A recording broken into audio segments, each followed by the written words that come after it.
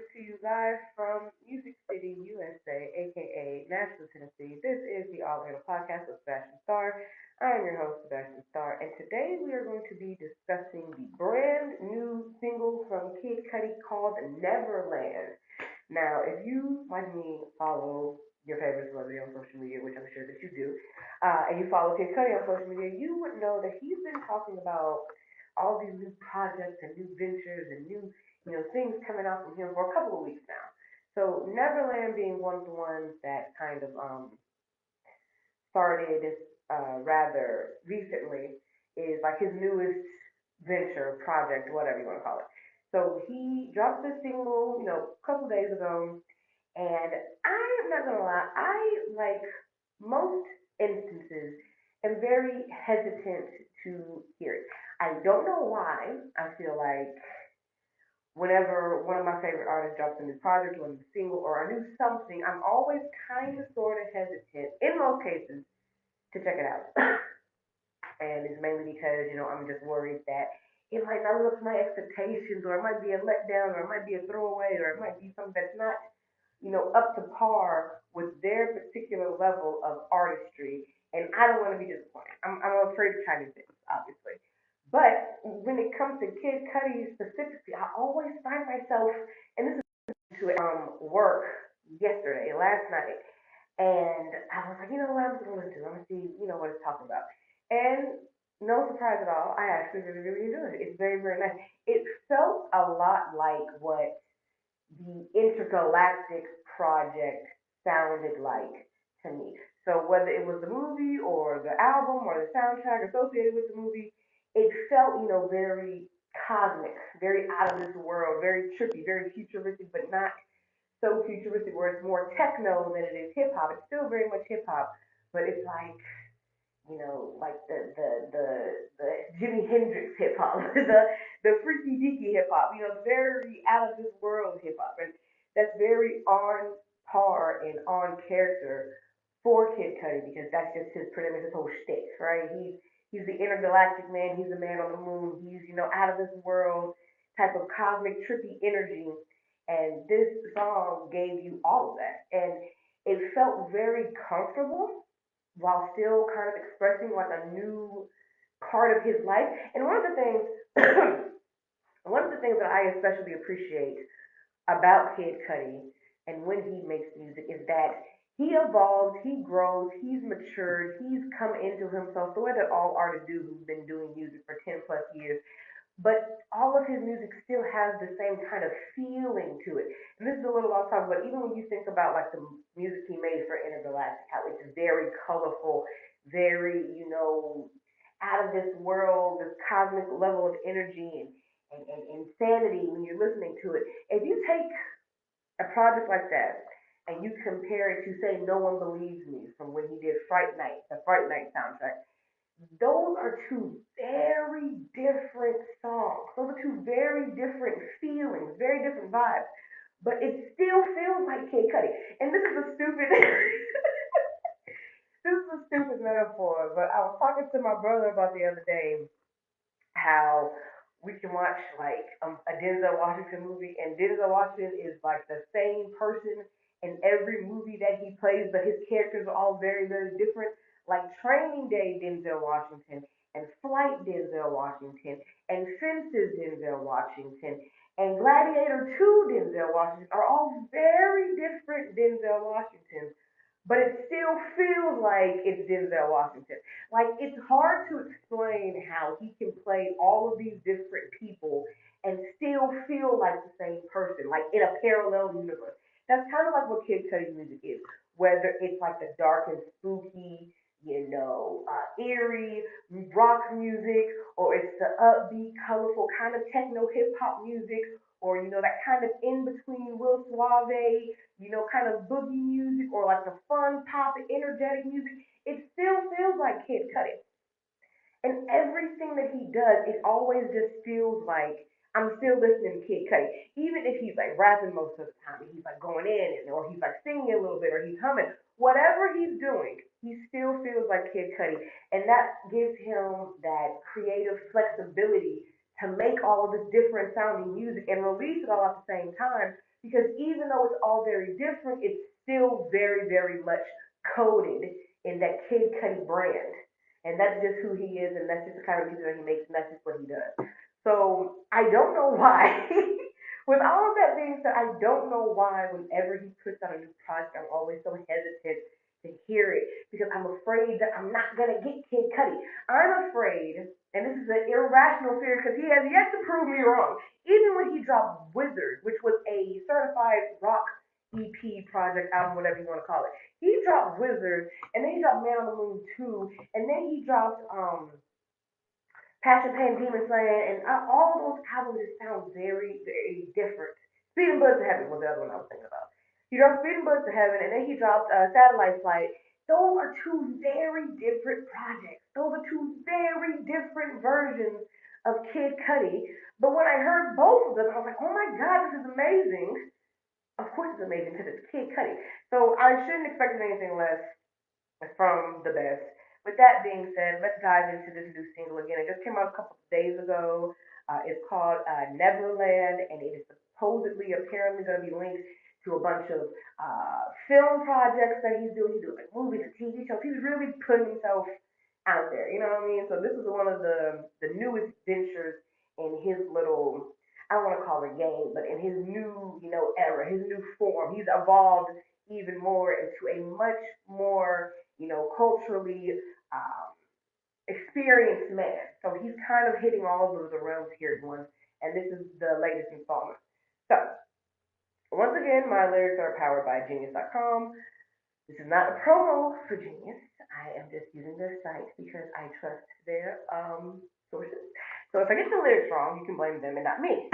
Now, the first verse in the song, he says, "This universe has common ground, just takes a while to come around.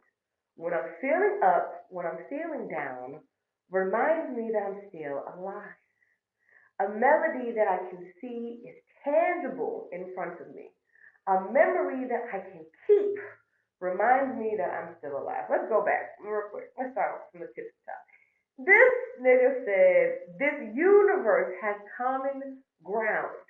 Just takes a while to come around." And then we're all living on the same plane. Everybody is equal, should be treated equal, deserves equal, but it just takes a minute to come around. It just takes a while for us to get on the same page. But that's where we should be because we're already there physically, spiritually. We just need to get there mentally and emotionally, right? When I'm feeling up, when I'm feeling down, it reminds me that I'm still alive. So whether I'm having a good day or a bad day or some day in between, living each day is a reminder of how precious my life actually is. Okay? A melody that I can see is tangible in front of me. I get to experience and absorb and evolve in actual art, livable, breathable, movable art, whether it's fashion or paintings or sculptures or music or venues or other people. I get to absorb that every single day. A memory that I can keep reminds me that I'm still alive. And when I get a chance to reflect on these moments, to look back and see how my life has evolved and how much I've absorbed and how much I've grown and changed and shifted and adjusted, that's all the more reason for me to maintain that precious, precious reminder that my life is valuable and that it is, worth reminiscing on. It's worth, living in the moment. It's worth basking in, right? We get to the chorus. We get to the chorus. "Sailing to our Neverland will never die.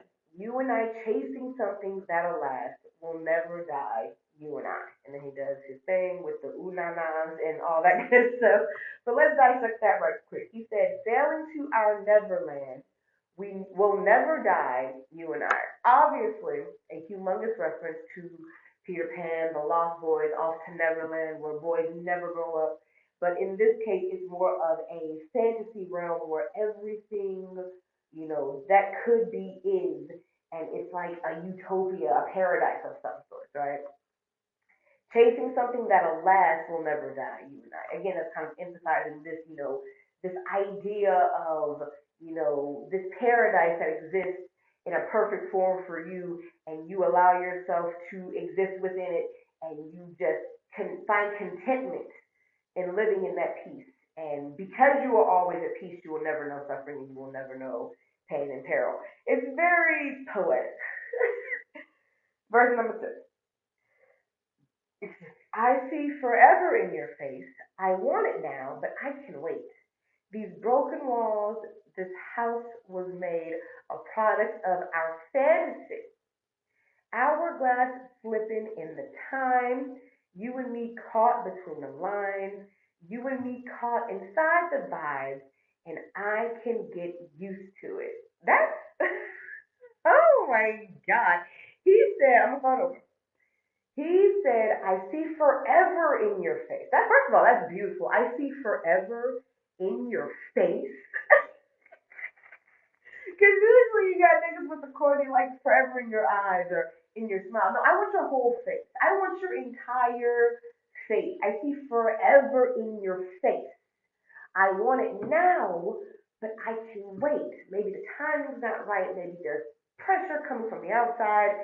Whatever it may be, I can patiently wait because when it comes, it's forever. So why would I rush something I know is going to last forever, right? These broken walls, this house we made, a product of our fantasy. These broken walls, this house we made, a product of our fantasy. Basically, we've come together to create something beautiful out of something that was once, considered broken beyond repair, destroyed, chaotic, unfixable, and we turned it into something beautiful, fantastic, if you will. Hourglass slipping in the time, you and me caught between the lines. You and me caught inside the vibe. it's that's beautiful. Hourglass slipping in the time, we've lost track of everything and anything around us. We've come, to see the bigger picture within ourselves and the finite details within ourselves. And because of that, we were caught in this, never ending whirlwind of ecstasy, pleasure, passion, etc. And we've kind of just adapted. So he's at the end, and I can get used to it. This is the new normal. This idea, this fantasy that we created within our own realm of space is so comfortable and peaceful and relaxing and soothing and luscious and lovely and wonderful. I don't think I ever want to go back to what reality used to be because this is just so much more comfortable. We've come so far to get to this point in our lives where we're just comfortable. Why would I want to go out of that into what I'm told is supposed to be the reality? Like, I would rather choose my own reality and I choose this. Like, obviously. The chorus repeats itself again. We have the bridge here. Heart skipping, the scales tipping. It's called living, and I can get used to it. Heart skipping, scales tipping. It's called living, and I can get used to it. So it's like this feeling of anxiety, no pun intended, this nervousness, this, fear of what's to come. And then that equilibrium balance of good and bad, passion and pain, heartache and love, recovery and devastation, because that's what life is. It's a beautiful push and pull, give and take of what you can put out into the universe and then what the universe pushes back into you. And it all kind of balances itself out. And even though it may seem chaotic or intense or irrational or unbelievable or wonderful and phenomenal, it has this weird way of kind of maintaining that natural balance. And again, that has become your new reality. You have found contentment with living your life like this. So why would I choose to go back to a lifestyle that doesn't support any of that? That is all of one side and none of the other. Because life in itself is just that, a balancing act. You need both in order to have that completion. And I have now secured it. So what am I doing? You know what I mean? Like I'm not about to crawl backwards because what's the point, right? What's the point of making, not making progress and allowing yourself to just sink into the norm, so to speak, rather than creating your own paradise within your realm of space and comfortability and contentment within your own realm of space. This is some very deep shit, right? So we have the chorus I repeats again, we have the outro, which I didn't even peep this when I first heard it, unless it just went over my head. He says, at night you calling, you know I'm coming. You said to me, baby, let's make a moment. At night, you calling, you know I'm coming. You said to me, baby, let's make a moment. That is some really like inner passionate shit because you manage to find yourself in a realm where you feel spiritually inclined to adapt your surroundings to fit your level of comfort. So instead of you having to adapt to your environment, you are forcing your environment to adapt to you. And you were lucky enough to find another being, another soul, if you will, that can add to that space and push out their own adaptations for the environment and the realm around it.